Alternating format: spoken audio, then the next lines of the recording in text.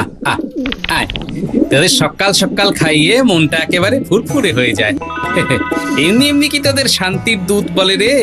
আয় আয় আয় আহ, আহ, আহ, আহ, আহ, আয় আয় খেয়ে যা খেয়ে যা। কি গো বলি শুনছো? বলি ওদের পেট ভরলে কি তোমার পেট ভরে যাবে? ঘরে তো চাল ডাল থেকে শুরু করে কাঁচা আনাজ সব বাড়ন্ত। সেদিকে খেয়াল আছে?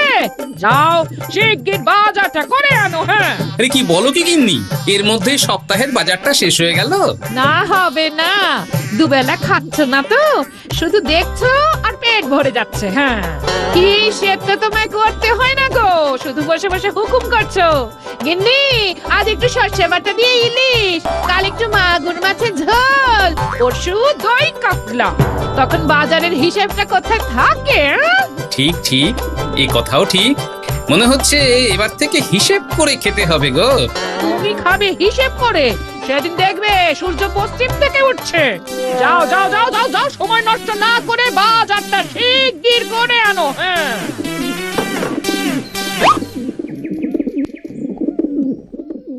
দেখেছিস, তোরা যেমন শান্তির দূত, ঠিক তেমন আমার গিন্নি হলো আমার। না থাক, শুনতে পেলে আবার দুপুরের খাওয়াটাই জুটবে না। যাই বাজার করে আসি, না হলে আবার টাটকা মাছগুলো পাবো না।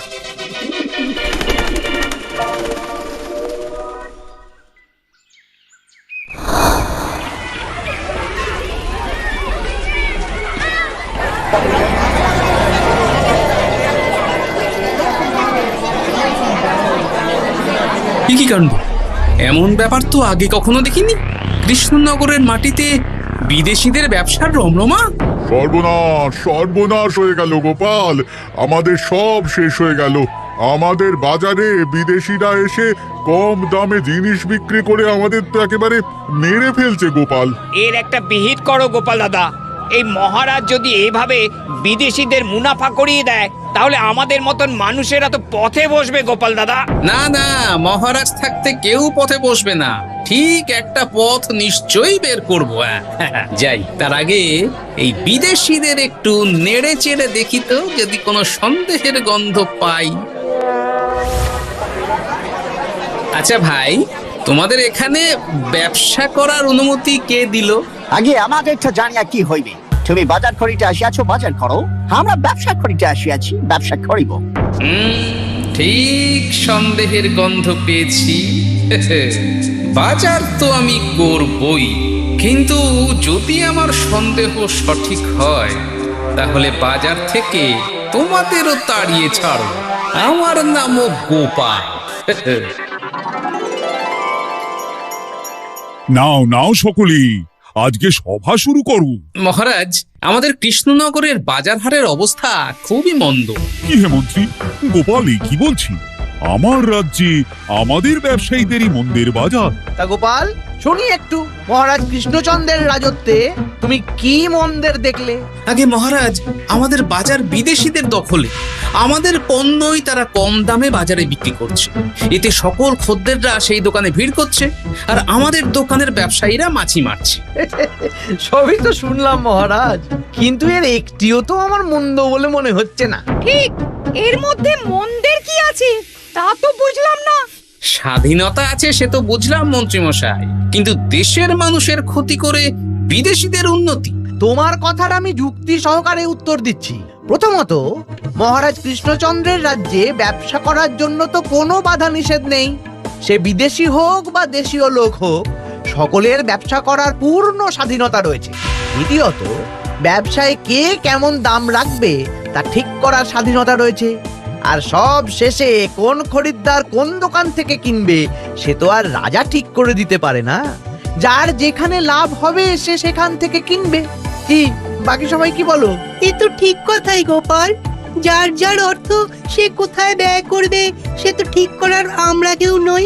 ঠিক, এই বিষয়টা আমারও মনে খানিকটা। মহারাজ, গোপালের দূরদর্শিতা একদম নেই, না হলে এই কথা সে কখনোই বলতো না। তা তোমার দূরদর্শিতা একটু শুনি মন্ত্রী। খুবই সহজ মহারাজ। এই দেখুন। এটা কি মন্ত্রী? আগে রাজকোষ মহারাজ। বাহ বাহ বাহ বাহ বাহ, এ তো চোখে ধাঁধা লাগিয়ে দিচ্ছ মন্ত্রী। তা কি করে সম্ভব হলো? ওই যে মহারাজ, দূরদর্শিতা। যে ব্যবসায়ীর নামে গোপাল অভিযোগ করলো তাদেরই দৌলতে রাজকোষ পূর্ণ হচ্ছে। দেশীয় ব্যবসায়ী খানিক মন্দের বাজার দেখলেও রাজকোষ তো পূর্ণ হলো, পাঠশালা হলো, বাজার হাট সবের উন্নতি হলো। খানিক লোকসান আসলে মহারাজ দীর্ঘমেয়াদী লাভ। মন্ত্রী, এ তো ঠিক কথা। না না গোপাল, আজকে তোমার যুক্তি একেবারেই খাটে না। বেশ বেড়ে খেলেছেন মন্ত্রী মশাই, এবার যুদ্ধ হবে। যাও যাও সেনাপতি, রাজকোষে এটা রেখে দাও।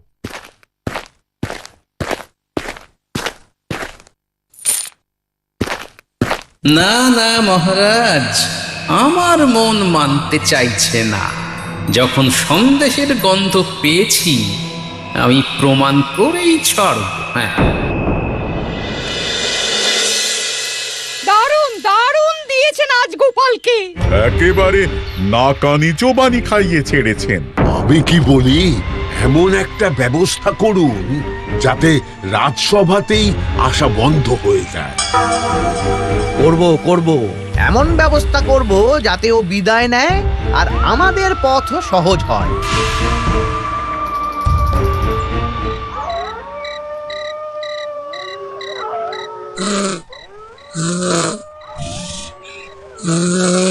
সবই তো বুঝলাম, কিন্তু একই বাজারে একই জিনিসপত্র কিভাবে ওরা কম দামে বিক্রি করছে আর কিভাবে আমাদের ব্যবসায়ীরা বেশি দামে বিক্রি করতে বাধ্য হচ্ছে?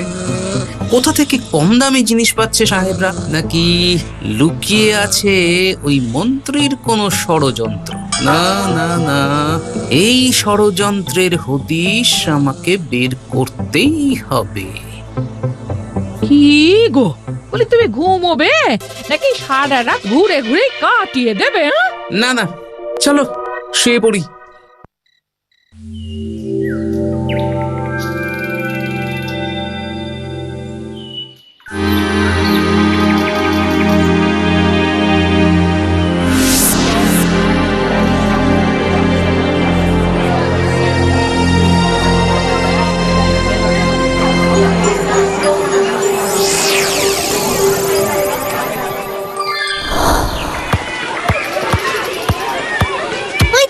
ওই তো গোপাল দাদু আসছে আসছে আসছে।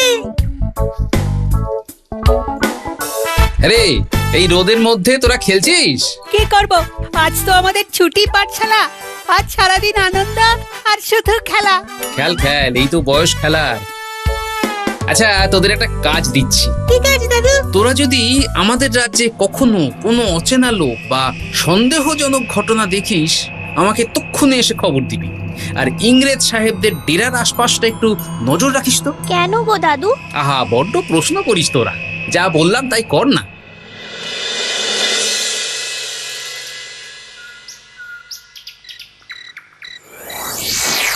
মন্ত্রী মশাই, এইবার যে চালটা চলেছেন না, সত্যি গোপাল তো একেবারে নাকানি চোবানি খাবে, আর অন্যদিকে রাজা ধরতে পারবে না। সে কি আর আমি জানি না রে? রাজসভায় কাল গোপালের এমন অবস্থা করে ছেড়েছি না, গোপাল নিজেই কোথায় মুখ লুকোবে নিজেই বুঝতে পারছে না। তোদের যদি একবার গোপালের ওই কাঁচু মাচু মুখখানা দেখাতে পারতাম। সে আর দেখাতে হবে না মন্ত্রী মশাই, আপনার আনন্দ দেখেই গোপালের দুঃখ আন্দাজ করতে পারছি। তোমার বুদ্ধির তারিফ করিতে হবে মন্ত্রী। আমরা তো এই বাজারে ব্যবসা করার জন্য কতই চেষ্টা করিয়াছি, কিন্তু কোনোভাবেই ঢুকিতে পারছিলাম না। কিন্তু তোমার দৌলতে কাজটা হাসিল হইয়াছে। চিন্তা করো না, তোমরা আমাকে এইভাবেই মুনাফা পাইয়ে দিলে আমি তোমাদের জন্য আরো অনেক রাস্তা খুলে দেব। সেই চিন্তা তোমায় করিতে হবে না, তুমি শুধু আমাদের মুনাফা খাওয়াও, আমিও তোমাদের সব সময় লাভের মুখ দেখাবো মন্ত্রী। কিন্তু মন্ত্রী মশাই, খুব সাবধান, কারোর যদি কোনোভাবে সন্দেহ হয় তাহলে কিন্তু মহারাজ আমাদের আস্ত রাখবেন না। সে চিন্তা করিস না রে বটা, মহারাজের মন জিতে নিয়ে রাজার চোখে এমন কাপড় বেঁধেছি, তা খুলতে খুলতে এই মন্ত্রীর রাজকোষ ভরে যাবে। মন্ত্রী মশাই, আর যাই, অনেক রাত হলো, কেউ যদি আবার দেখে তো সন্দেহ করতে পারে। হ্যাঁ হ্যাঁ, চল আর যাই। কাল রাত ঠিক 2 প্রহরে রাজ্যের শস্য ভাণ্ডারের সামনে দেখা হচ্ছে। কিরকম একটা সন্দেহের গন্ধ পাচ্ছি। হ্যাঁ, গোপাল দাদু যা বলেছিল ঠিক সেরকমই। মন্ত্রী মশাই আর ওই বটা কাকা ঘটা কাকা কিছু না কিছু যে জল ঘোলা করছে এ বিষয়ে সন্দেহ নেই। হ্যাঁ ঠিক, এখনই গিয়ে গোপাল দাদুকে খবরটা দিতে হবে। শস্য ভান্ডারেই পাওয়া যাবে আসল সমাধান। এখন বাড়ি যাই, কাল সকাল সকাল গোপাল দাদুকে খবর দিতে হবে। আরে বাহ, তোরা তো ফাটিয়ে দিয়েছিস রে। আজ আমার তোদের দাদু হিসেবে গর্ববোধ হচ্ছে রে। তবে বেটা মন্ত্রীকে আমি দেখাচ্ছি মজা। মন্ত্রী, তুমি চলো ডালে ডালে, আমি চলি পাতায় পাতায়। দেখা হবে দুজনায় শস্য ভান্ডারের মাঝ রাস্তায়। আচ্ছা, তোরা ঠিক শুনেছিস তো? গোপাল দাদু, গ্রীষ্মের আমে আর আমাদের কথার দামে কখনো সন্দেহ করতে নেই।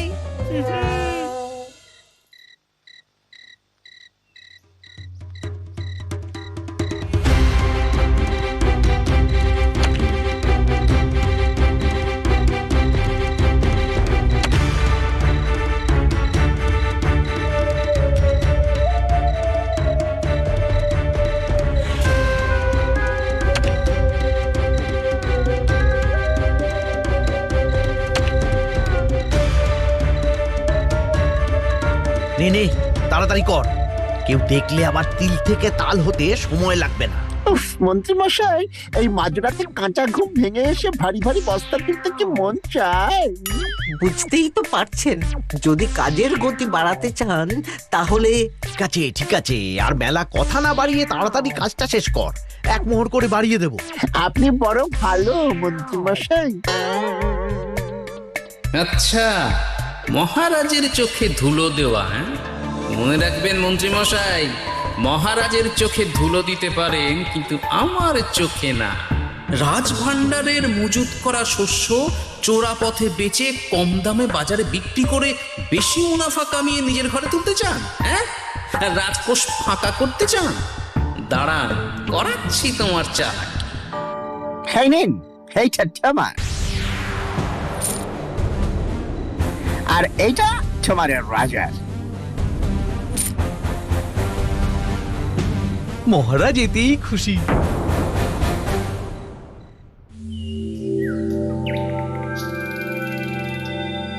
কি ব্যাপার, গোপাল এখনো আসেনি? ক্ষমা করবেন মহারাজ, কিন্তু আজকাল দেখছি গোপাল রাজসভায় আসতে খুবই দেরি করছে। মনে হচ্ছে রাজসভার কাজে যে মন নেই সে কথা সুস্পষ্ট। হ্যাঁ, এটা তো ঠিক নয়। রাজসভার কাজে দেরি করা আমি কিন্তু মোটেই বরদাস্ত করব না। পথ কঠিন হলে একটু সময় লাগে মহারাজ। সকলে তো আর মন্ত্রী মশাইয়ের মতো নয়। আসলে কি বলতে চাও তুমি? কিছু না মহারাজ, আজকের সভা শুরু করা যাক। মহারাজ, এই যে আপনার রাজকোষ। যাদের দিকে গোপাল আঙুল তুলেছিল সেই তারাই আজ ব্যবসা করে রাজকোষ পূর্ণ করে দিচ্ছে। ঠিক ঠিক, সত্যি মন্ত্রী, আমি তোমার কাজে খুব খুশি। দেখো গোপাল, শুধু আঙুল তুলতে নেই, ভালো কাজ করলে তার সুখ্যাতিও করতে হয়। ভালো কাজ করলে অবশ্যই করতাম মহারাজ, বাকিটা সময় বলবে। ছাড়ুন মহারাজ, কতজনই বার ভালো কাজের মর্ম বোঝে। তা তুমি যে সেদিন অত প্রশ্ন তুললে, তা ইংরেজ ব্যবসায়ীদের নিয়ে তোমার সন্দেহ বুঝি এবার কেটেছে? হ্যাঁ, খুব শীঘ্রই আপনাদেরও সন্দেহ কেটে যাবে, একটু ধৈর্য ধরুন। এদিকে রাজকোষ বাড়ছে, অন্যদিকে তোমার সন্দেহ। দেখো, আবার এমন কিছু ঘটিও না যে রাজকোষে টান পড়ে। রাজকোষের উন্নতি মানে রাজ্যের উন্নতি, আর রাজ্যের উন্নতি মানেই তো আমাদেরও উন্নতি মহারাজ। একদম ঠিক কথা, এই তো চাই। চিন্তা করবেন না মন্ত্রী মশাই, আপনার বুজরুকি যখন এই রাজসভায় ফাঁস করব, তখন বুঝবেন গোপাল কি জিনিস। আবার কি ভাবছো গোপাল? হ্যাঁ, কিছু না মহারাজ, কিছু না। শোন, আজ কিন্তু রাতে সকলে সজাগ হয়ে থাকবে। এমন প্যাচ কষেছি, রাজদরবারে গিয়ে ওই 2 ইংরেজ ধরা দেবে। কেউ কিন্তু দেরি করিস না বলে দিলাম। তুমি একদম চিন্তা করো না গোপাল দাদু, শুধু রাতটা হতে দাও, বাকি কাজ আমরা তোড়ি মেরে করে ফেলবো।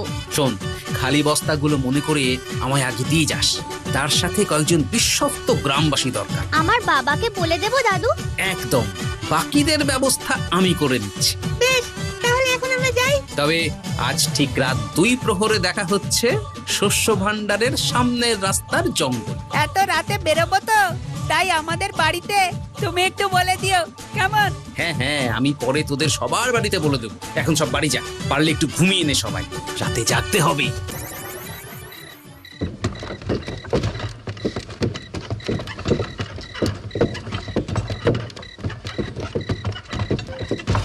আচ্ছা, শস্য তুলেছি, তাতে মনে হয় আছে কাল বাজারে ভালো মুনাফা কামাইতে পারিব। বেশ বেশ বেশ কাল রবিবারও আছে, সানডে খরিদ্দারের চাহিদা অনেক বেশি থাকবে।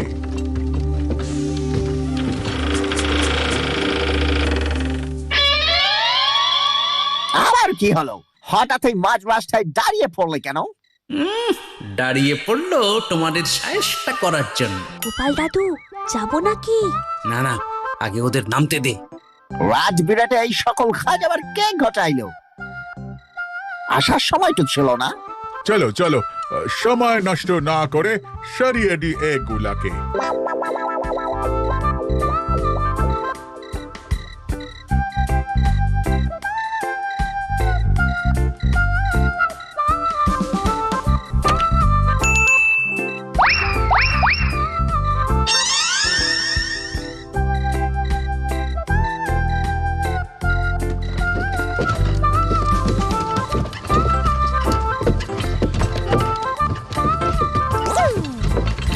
তোরা আজ কেল্লা ফতে করে দিয়েছিস। শস্য ভাণ্ডারের শস্য বাঁচিয়ে আমরা ভুসি ভরা শস্য ওই বস্তায় পুরে দিয়েছি। ওপরের দিকে চাল ডাল ছড়িয়ে নিচে ভুসি। এরপর গ্রামের মানুষ যখন ভুসি দেখবে তখন আর রক্ষে থাকবে না। তখনই হবে পর্দা ফাঁস।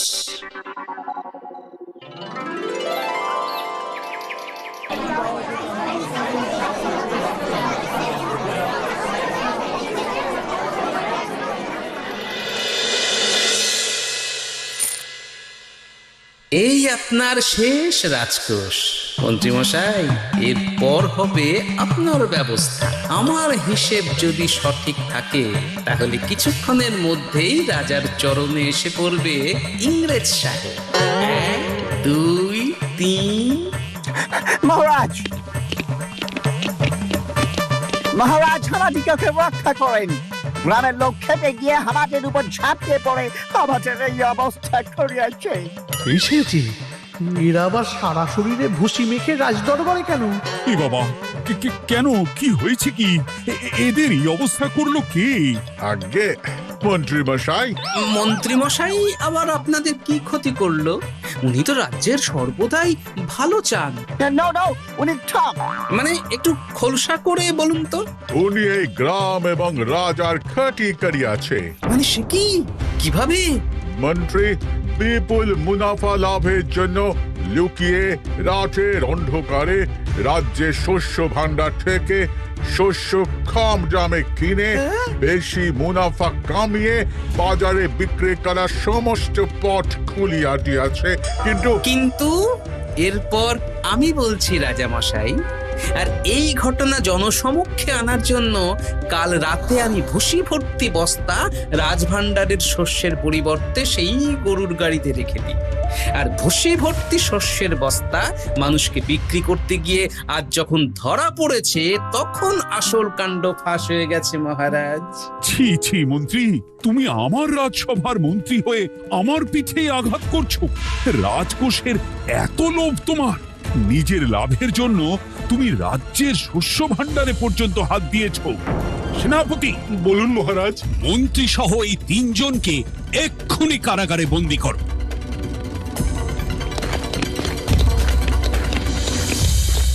তা রাজজ্যোতিষী, রাজপণ্ডিত, রাজবৈদ্য, সব লাভের জিনিস যে সব সময় সঠিক পথে আসে তা কিন্তু নয়। তাই রাজ্যের লাভ যে সঠিকভাবেই হচ্ছে তার দিকে বিশেষ দৃষ্টি দেওয়া প্রয়োজন। না হলে একদিকে ভালো হলেও অন্যদিকে কিন্তু বিপদের আশঙ্কা থেকেই যায়। না মানে মানে ওই মানে থাক, তোমাদের আর মুখ খুলতে হবে না। যত সব অকর্মের দল। কিন্তু গোপাল, তুমি আবার আমাদের রাজ্যের মান বাঁচালে। এই নাও, এটা তোমার পুরস্কার। না না মহারাজ, এ তো রাজকোষের, সেখানেই থাক, তাতে কৃষ্ণনগরের উন্নতি হবে। তোমার মধ্যে যে মানুষের প্রতি ভালোবাসা আর স্বদেশ প্রেম, তা তুমি সবার মধ্যে ছড়িয়ে দিতে পারবে না গোপাল? নিশ্চয়ই পারবো মহারাজ, আশীর্বাদ করুন।